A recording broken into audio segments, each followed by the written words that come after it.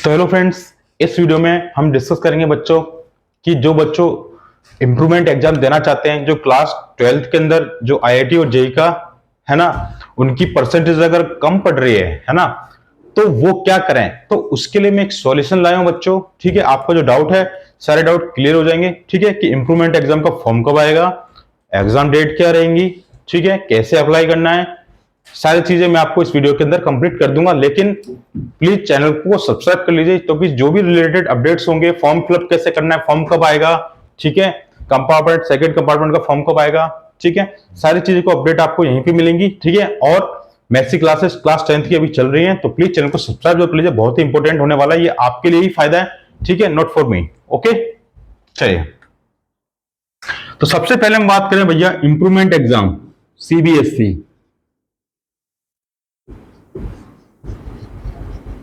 ठीक है बच्चों, अगर आप इंप्रूवमेंट एग्जाम देना चाह रहे हो, क्योंकि आपकी अगर 75% से अगर कम बनी है ना, क्लास 12 के अंदर, तो आप ये सोच रहे होंगे क्या मेरे को जेई के अंदर कैसे मिलेगा, रिजेक्शन तो नहीं हो जाएगा, या फिर मैं अप्रैल के अंदर या जनवरी के अंदर जो एग्जाम होने वाला, फॉर्म आने वाला जेई का, उसके अंदर मैं बैठ पाऊंगा कि नहीं बैठ पाऊंगा, है ना, एग्जाम का फॉर्म फिल कर पाऊंगा कि नहीं कर पाऊंगा। सारे डाउट क्लियर करते हैं। ठीक है, पहले स्टेप बाय स्टेप चलते हैं। ओके, चलिए, तो बच्चों सबसे पहली बात है ना ये कि इसका एग्जाम कब होगा। बच्चों इसका जो एग्जाम है आपका 15 Feb से एग्जाम स्टार्ट हो जाएगा 2024। ठीक है, और आपका चलेगा ये, ठीक है, आपका मार्च तक एग्जाम चलेंगे, अप्रैल तक चलेंगे, सॉरी, अप्रैल 2024 तक आपका एग्जाम चलेगा। ठीक है, ये अब इसी बीच में आपके जितने भी एग्जाम होंगे, जिनमें आप इंप्रूवमेंट दोगे, वो यहां पर पता चल जाएगा। ठीक है, चलिए, अब फॉर्म की डेट, फॉर्म की जो डेट है बच्चों, प्लीज चैनल को सब्सक्राइब कर लेना। जैसे फॉर्म आएगा मैं आपको बता दूंगा फॉर्म की डेट, क्योंकि अभी आने वाली है। फॉर्म की जो डेट है वो है आपकी मिड ऑफ अगस्त। ठीक है, मिड ऑफ अगस्त में इसका फॉर्म आ जाएगा बच्चों, मैं आपको बता दूंगा, लेकिन चैनल को सब्सक्राइब करोगे तभी आपको पता चलेगा, नोटिफिकेशन आएगा। ठीक है, और इस फॉर्म को कैसे अप्लाई करना है वो भी मैं आपको बताऊंगा। इस फॉर्म को आपको खुद ही अप्लाई करना है, ये बात ध्यान रखें, स्कूल से अब कोई मतलब नहीं है, आपको खुद ही सीबीएसई ऑनलाइन वेबसाइट पर जाकर अप्लाई करना होगा। कैसे अप्लाई करना है, एक से एक स्टेप मैं आपको क्लियर कर दूंगा, बता दूंगा। ठीक है, फिर भी कोई डाउट रह जाता है तो आप मेरे को टेलीग्राम का लिंक इस वीडियो में दे दूंगा डिस्क्रिप्शन के अंदर, तो वहां से आप मेरे से ग्रुप में ज्वाइन हो जाइए और मेरे को बता दीजिए, कोई डाउट रहता है तो मैं आपका क्लियर करूंगा। ठीक है, इस एग्जाम से रिलेटेड। ठीक है, चलिए, ये चीज क्लियर होगी आपकी कि एग्जाम फॉर्म ये आएगा जब। ठीक है, अब बात करते हैं कि भाई आप जो है इंप्रूवमेंट एग्जाम कितने सब्जेक्ट का दे सकते हैं, ये बहुत ज्यादा डाउट है बच्चों का। ठीक है, ये फर्स्ट हो गया, सेकंड हो गया, ये थर्ड डाउट आपका कि इंप्रूवमेंट एग्जाम कितने सब्जेक्ट का दे सकते हैं। तो बच्चों इंप्रूवमेंट का एग्जाम आपकी मर्जी ये है, आपके ये देख लेना है कि आपको 75% एग्रीगेट हो रहे हैं या नहीं हो रहे, उसके अकॉर्डिंग आप देना चाहेंगे, है ना। तो अगर आप चाहो कि 1 सब्जेक्ट का मैं इंप्रूवमेंट दे दूं तो बिल्कुल दे सकते हैं भाई। आप चाहो कि मैं 2 सब्जेक्ट का इंप्रूवमेंट दे दूं सर, ये भी चलेगा। आप बोलेंगे सर मैं 3 सब्जेक्ट का दूंगा, तो ये भी कर सकते हैं आप चाहें तो और सब्जेक्ट का भी इंप्रूवमेंट दे सकते हैं।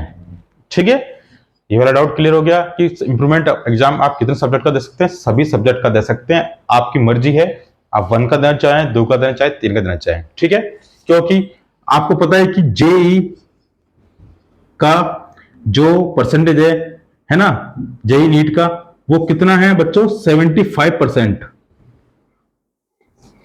ठीक है, 75% आपकी अप्रोक्स एग्रीगेट होनी चाहिए, तभी आप जेई के लिए एलिजिबल हो पाएंगे। ठीक है, मतलब कि जब, अब देखिए, अब बहुत इंपॉर्टेंट बात बता रहा हूं, है ना बच्चों, वीडियो को स्किप मत करना, नहीं तो आपके साथ ही धोखा हो जाएगा। ठीक है, फिर आप बोलोगे मेरे को अपडेट नहीं किया या मेरे को बताया नहीं, थी आपकी ही गलती होगी। चैनल को सब्सक्राइब करना जरूरी है बच्चों। ठीक है, चलिए, दूसरी बात मैं बच्चों आपको यह बताना चाह रहा हूं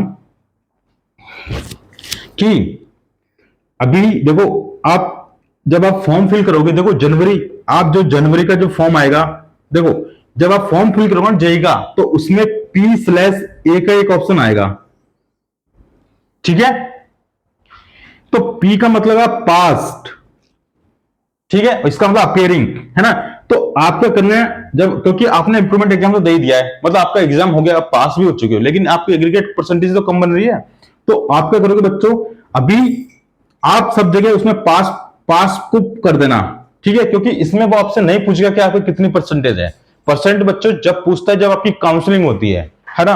तो ये बात क्लियर होगी अपनी कि जब काउंसलिंग होगी, तो काउंसलिंग कब होगी, एग्जाम के बाद होगी, ठीक है। तो आप एग्जाम में बैठ सकते हैं, बिल्कुल बैठ सकते हैं बच्चों, है ना।